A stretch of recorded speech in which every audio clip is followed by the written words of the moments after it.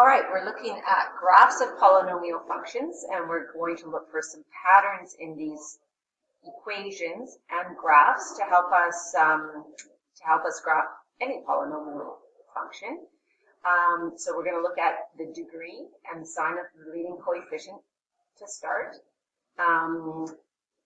Take a look at the chart. You're given the polynomial in simplified form and then in factored form. And then we have to come up with the properties. Sometimes we might have to factor or simplify, but in any case, the first one, degree is 1. It's a linear function. The leading coefficient is 2, so it's a positive leading coefficient. Factored form is given, so the x-intercept, whatever x value makes that 0, so that's 3. The y-intercept is the constant term in the simplified form. So for a linear function, there is no maximum or minimum point. Domain and range is all real numbers, and it's graph for you. There's your x-intercept of 3. There's your y-intercept of -6. We'll change this. Next one, sign of leading coefficient now is negative.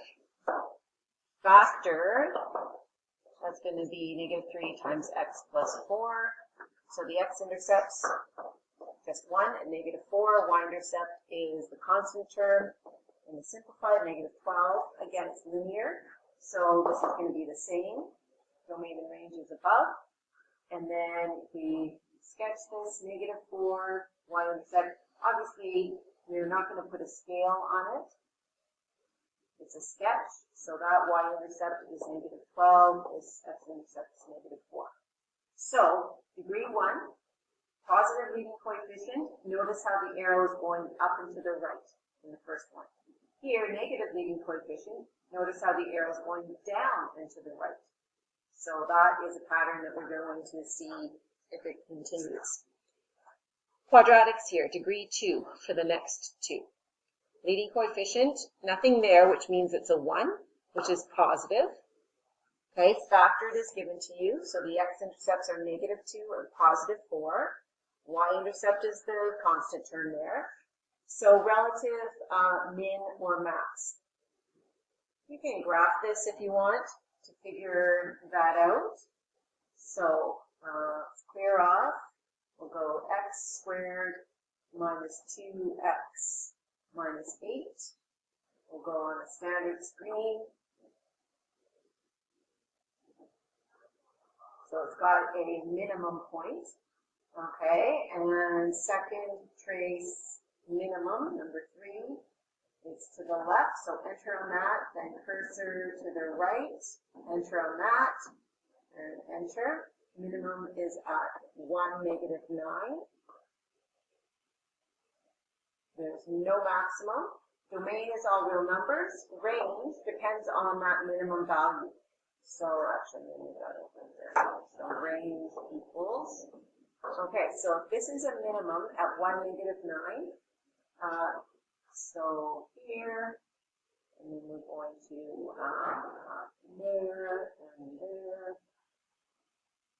We graph this in the last activity or last worksheet. -2, 4, that's 1, -9.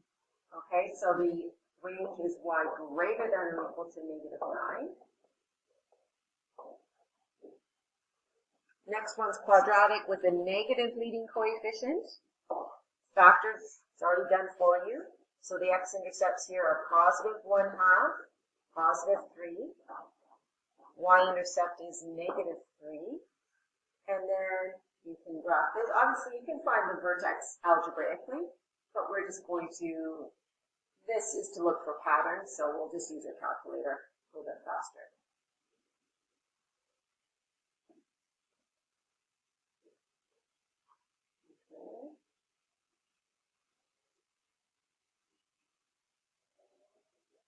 Okay, so it's got a maximum, second trace maximum.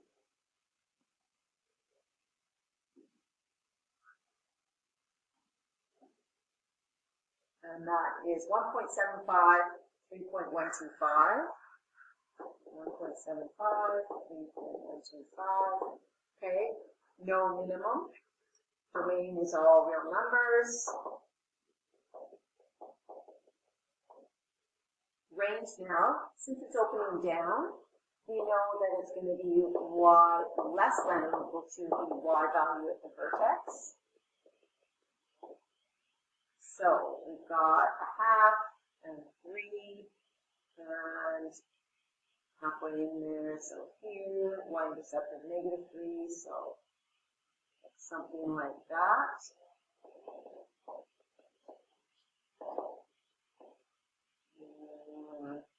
And half, 3, so -3.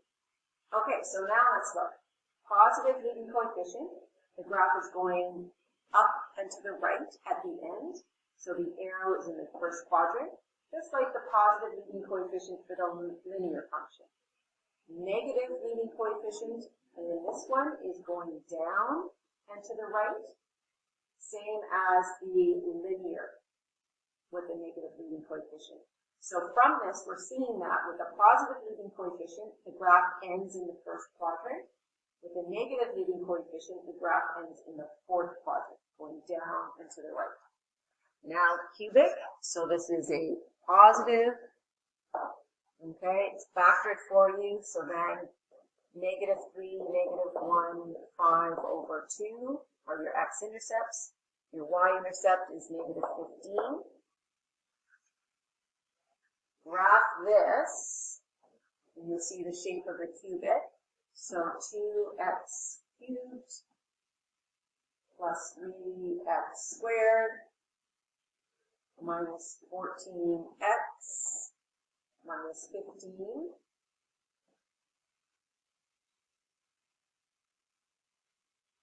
Okay, so it kind of does a zigzag.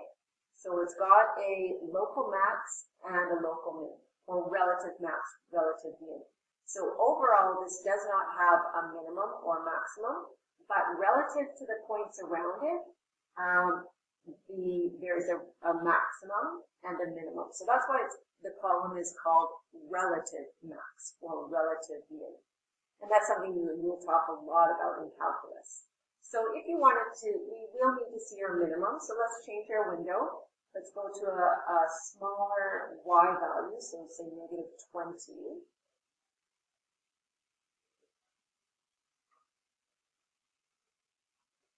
Oh, still can't.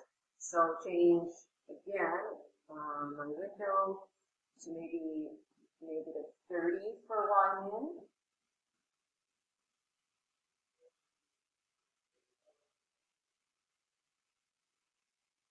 There we go. Okay, so second trace. Okay, so let's find the relative min. Okay, so cursor to the left of where you think it is, then to the right, and enter on that. And it does say round to 2 decimal places.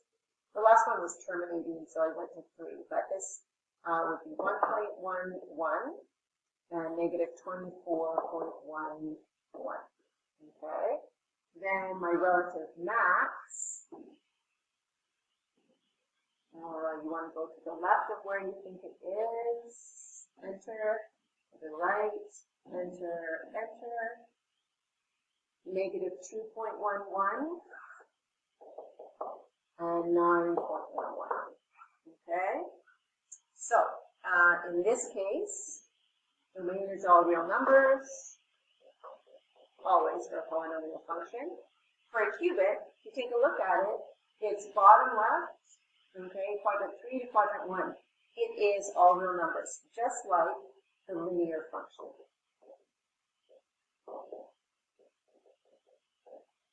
Okay, so what did this look like again? So basically kind of like this, and like this, and like this.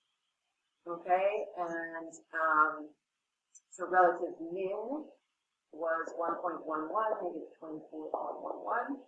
Relative max was -2.11, 9.11, and your y-intercept was -15. Okay, so this isn't really a great scale. That would be -3 there, -1, 5/2, This is such a small sketch that you don't have to label all the important points. Now that we're into cubics, it gets really crowded. It's so hard to do that. Okay? Next cubic is a negative leading coefficient. It's factored for you. X-intercepts are -2, 1/3, 3. Y-intercept is -6. And then again, you need to use your calculator. In calculus, Math 31, you'll learn how to find these max and mins without a calculator. It actually won't be allowed a calculator. So, there you go.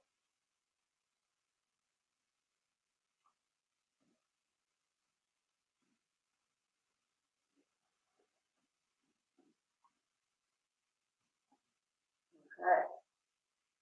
Got that. You may need to change your window. Yeah. We don't have to go quite as low for Y, but we need to go higher. So maybe make this -20, +20, you can see.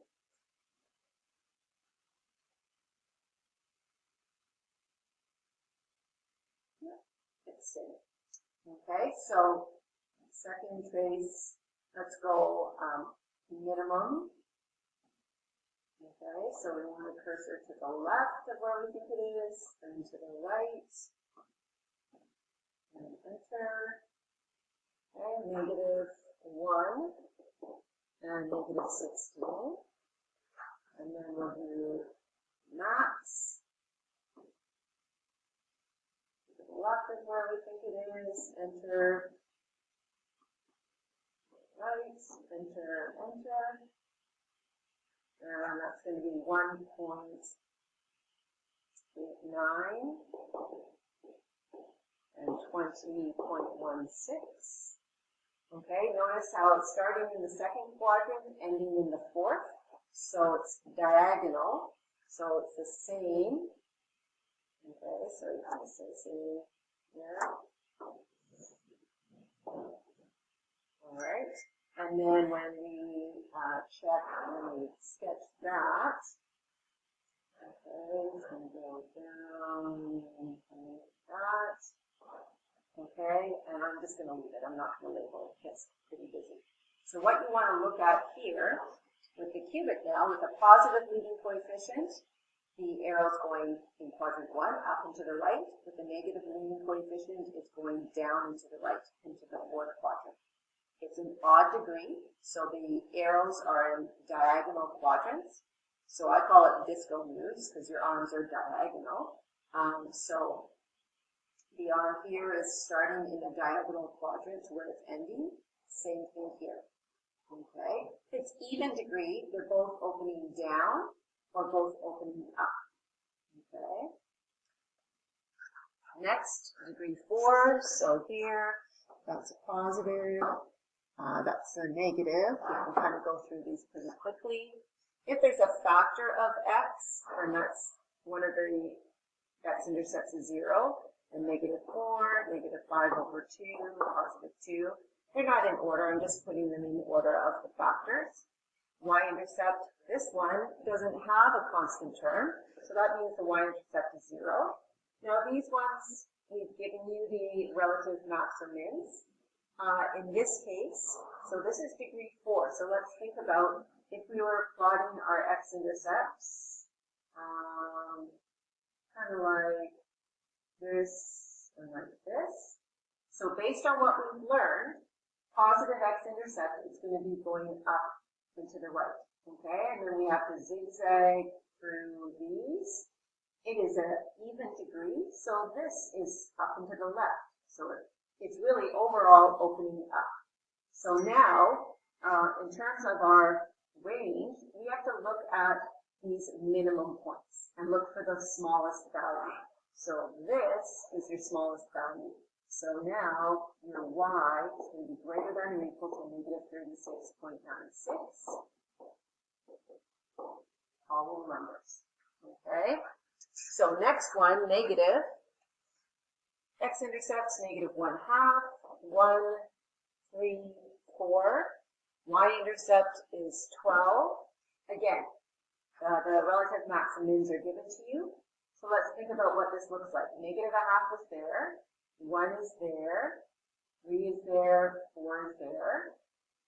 Okay, it's a negative leading coefficient, so you know it has to go down and to the right, and then it's going to zigzag through. Okay, so in terms of our range, we want to look for the highest value. Okay, 12.22. So this is going to be y less than or equal to 12.22. Right, and it's opening down because it's an even degree. Okay, next one, nothing in front means it's a 1, which is positive. Okay, x-intercepts here are 0, -3, -1, 2, and 4. Y-intercept, there's no constant term, so that's 0. I've given you the max and mins, your range. We're going to have to think about this. It's degree 5, which is an odd degree. Anytime odd degree, it's easy. It's all real numbers. Okay, in terms of the sketch, your x-intercept 0, -1, -3, 2, and 4, and it's a positive leading coefficient, so it has to go up and to the right at the end. So then you zigzag through here. Okay, and so I call it disco arms at the ends, right? So that's all real numbers. Next one, negative leading coefficient. Your factored form is given. Your x-intercepts -1/2, 1, 2, 3, 4. Constant term is -24, so that's your y-intercept. Again, it's degree 5, so this is going to be all real numbers. In terms of graphing, -1/2, 1, 2, 3, 4, okay, and it's negative, so it's going to be going down to the right at the end, and then you zigzag through. That's close enough. Okay, so some properties we can find, kind of summarize them there. So there's a connection between the degree and the shape of the graph, also between the sign of the leading coefficient and end behavior. Use your findings to sketch the graph. So sketch a graph, because you don't know what the function is. So I'm just going to do a bunch of axes here.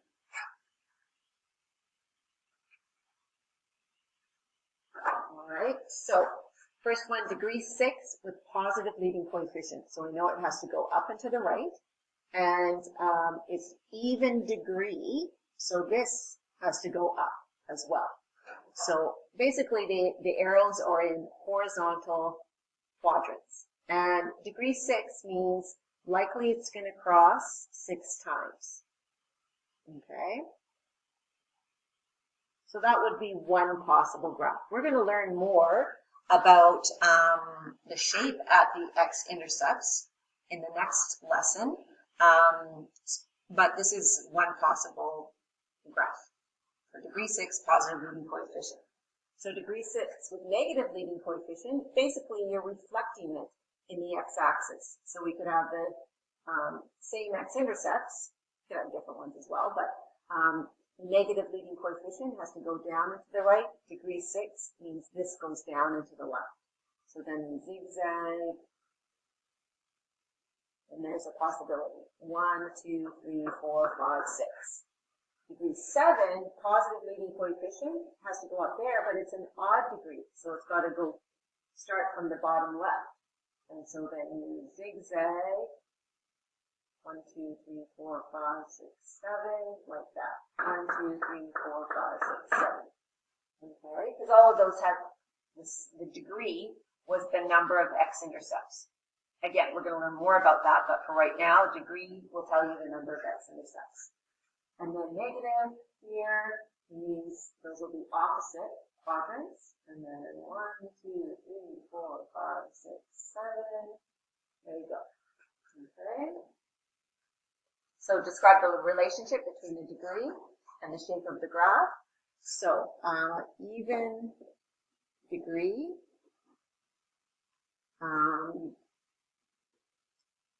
the graph will open up or down.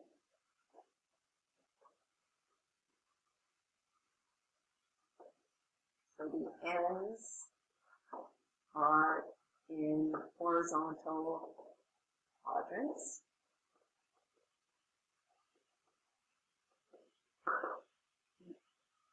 Okay, the ends meaning the arrows at the end. Odd degree.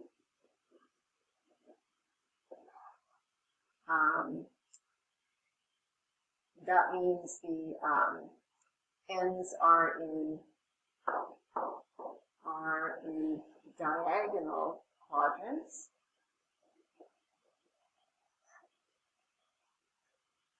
Okay, so you would have a range of all real numbers.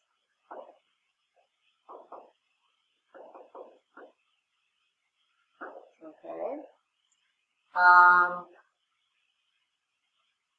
And then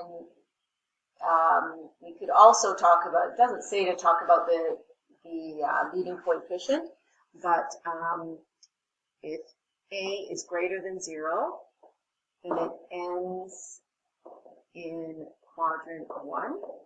If A is less than 0, then it, oops, that's not the word ends.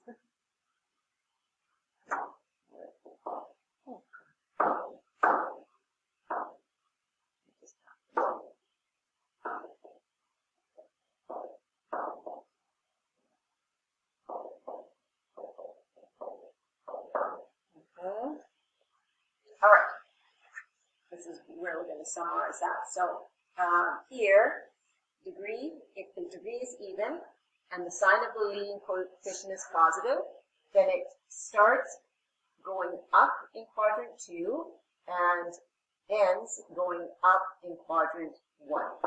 Okay, very easy to think about.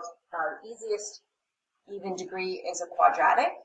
Okay, with a positive leading coefficient means it opens up, so quadrant 2 to quadrant 1. If it has a negative leading coefficient, then it's opening down. So down in quadrant 3 and down in quadrant 4. Okay, these are horizontal quadrants. Then if the degree is odd and it's a positive leading coefficient, it will start in a diagonal quadrant. So it'll be down in quadrant 3 and then up in quadrant 1. Okay, so these are horizontal quadrants, and this is diagonal quadrants. If it's a negative leading coefficient, then it starts going up in quadrant 2 and then ends going down in quadrant 4. Okay? So, that's a summary of the relationship between the degree and the sign of the leading coefficient. Okay, the graph of a polynomial function is shown. State the degree of the function and the sign of its leading coefficient. So this, it's ending in quadrant 4, going down. So I know it's got a negative leading coefficient. Okay, it starts going down as well in quadrant 3. Those are horizontal quadrants. So I know it's an even degree. Okay, and then you can check 1, 2, 3, 4, 5, 6. So degree 6 would be a degree for that one. Now we will learn if it has a particular shape at the x-intercept, then it could be actually higher than degree 6. But based on this graph and what we know so far, it would be degree 6. Okay. Then algebraically determine the y-intercept. Well, here the y-intercept so that's when x equals 0. So you're just substituting 0 in, which really I wouldn't even show the work, but it does say algebraically. So all of those terms will go to 0, and you're left with y equals 13. That's your y-intercept. In factored form, So that's, remember, x equals 0. So now, it's going to be negative 2 times 5 times 0 plus 1, 0 minus 3, 0 minus 4, 3 times 0 minus 10. So that's going to be negative 2 times 1, that's negative 3, times negative 4, times negative 10. And that's going to be 6 times 4 is 24, times 10 is 240, positive. Okay. I would never expand this out to get the constant term. Okay. This is algebraically by substitution.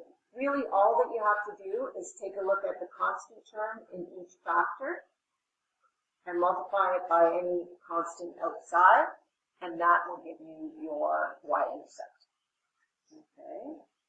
So from which form was it easier to determine? So simplified form is definitely easier. As I said, you're not always going to have it in simplified form, so you kind of have to work with what you have and make sure you're not creating work yourself. If a factor of a polynomial function is ax plus b, then the corresponding x-intercept, remember, opposite sign of the constant, divide by the coefficient, because you're really taking ax plus b and letting it equal to 0. So that's going to be negative b over a. Each x-intercept, at each x-intercept, the corresponding y value is 0. In other words, the value of the polynomial function at each x-intercept is 0. So that kind of leads us into this definition here. So since the value of the polynomial function is 0 at each x-intercept, the x-intercepts of the graph are also called the zeros of the polynomial function. So if someone's asking you to find the zeros of a polynomial function, you're finding the x-intercepts. Okay, so you're finding x when y equals 0. Okay, so if you substitute a value in for x into your polynomial function and you get 0, then we call a 0 of that function. It will be the x-intercept. So that's just a new definition for you.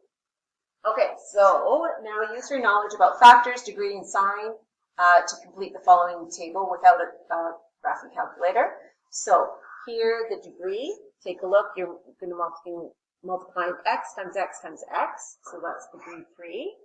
And if you did that, 2x times x times x, this would be y equals 2x cubed plus whatever. And so the sign of the leading coefficient is positive. Okay, the zeros or x-intercepts are negative 5 over 2, negative 1, and 3. And so to sketch that, negative 5 over 2, actually, I'll try to label some before it gets to, let's see, negative 5 over 2, negative 1, and 3. Okay. The positive, leading coefficient is positive, so that's going to be going up that way, so we'll just zigzag through. Okay. If you wanted to find the y-intercept, you could. It didn't ask for it, so we'll just leave it like that. Next one. So here, what's the degree? So that's degree 3 as well. Notice how if we multiply that together, we'd have 2 times 3 is 6x cubed multiplied by the negative would be negative 6x cubed plus other terms. So that's going to be negative. Your x-intercepts are negative 4, 1/2, and 7 over 3. Okay, so negative 4, 1/2, 7 over 3 with a negative leading coefficient. So then you zigzag through there. Okay.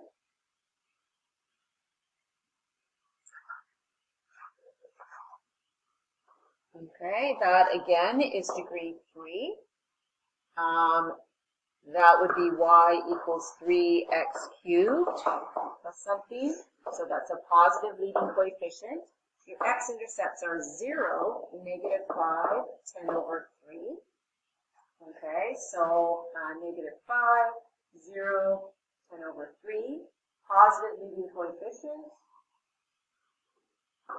Okay, up and to the right. Well, those were all degree 3.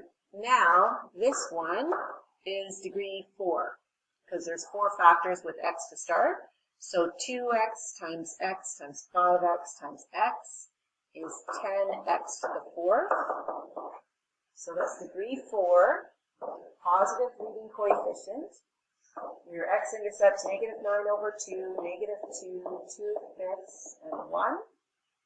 And so let's look at that. So that's negative 4.5, negative 2, 2/5, and 1. Positive leading coefficient. So our arrows are in horizontal asymptotes. Horizontal quadrants. And here, 1. So careful on this. We've got to multiply all the x's in each of the brackets. So that's actually going to be negative 6x to the 4th because of that negative x there. So that's degree 4, but a negative leading coefficient. X-intercept's negative 4 over 3. This one has an x-intercept of 1, because 1 minus x has to equal 0, so x equals 1. The opposite sign of the constant divided by the coefficient of x. So that's going to be 1, and 5 over 2, and 6. So negative 4/3, positive 1, 2/5, and 6. Negative leading coefficient. So again, both arrows going down. Is opening down for degree 4. Next one here, x times 4x times x times 2x times x. So 4x squared, 4x cubed, 8x to the 4th. So 8x to the 5th. So degree 5, leading coefficient is positive. And zeros are 0, negative 7/4, negative 1, 3 over 2, and 4. So, negative 7 over 4, negative 1, 0, 3 over 2, 4, positive. And it's degree 5, so it's going to end up going down this way. So zigzag through. And there you go. So now write an equation of an integral polynomial function in factored form and in simplified form that has the following zeros. Okay, so the zero, so that would be y equals. This I'm going to put first because that would be a factor of x. Then I'll go x plus 3, and then I'll go 3x minus 7. You have to use the opposite sign, right? So take a look back and make sure that you get those back. This is in factored form. Then it says in simplified form. I'm going to stick to factored form for this. I think we made a mistake in the original question. The next question you do both.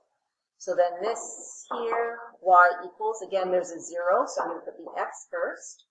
And then x plus 4, and then 2x plus 1, and then 3x minus 5, and then x minus 3. Order of the factors doesn't matter, okay? You don't actually care if it's a positive or negative leading coefficient. You could change this. You could even put a factor in front, like a number, not with x in it, but no real need to, okay, on these ones. Next one, so these we'll do in both forms. So y equals, here that would be x plus 5, 2x minus 3, x minus 4. And again, you could put a number in front, but why bother? Okay, now in simplified form, so this is where you practice your math 10 stuff. So I'm going to multiply the two binomials together. So 2x squared minus 3x plus 10x is plus 7x minus 15. And then I have to expand that out.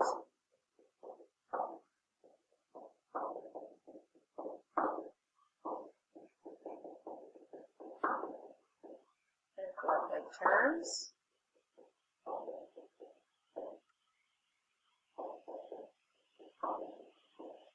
Pause the video for you too while you're working on it. Next one is degree 4.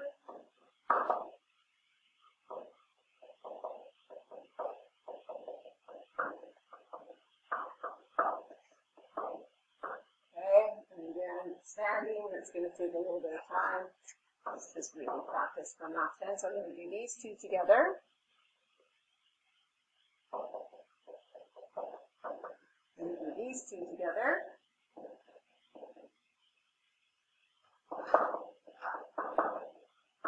And then multiply that out. So that's going to be 8x to the 4th minus 34x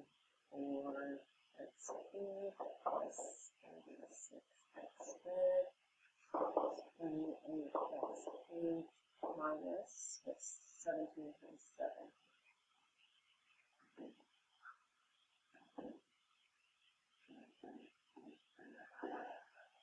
118. And then 18 times 7, that'll be 126.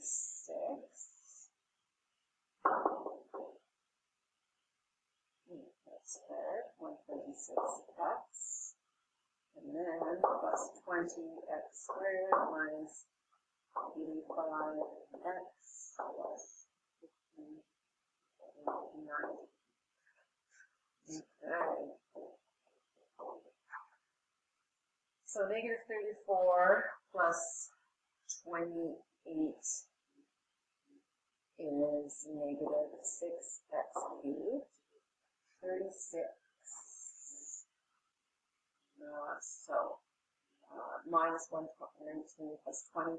So that would be minus 99. 63. So minus 63x squared. And then 126 minus 85. So 15. And then 41. Plus 9. Probably need to check that, but you can check it and let me know if I made a mistake. And that's it on this one. Okay, so stay tuned for more.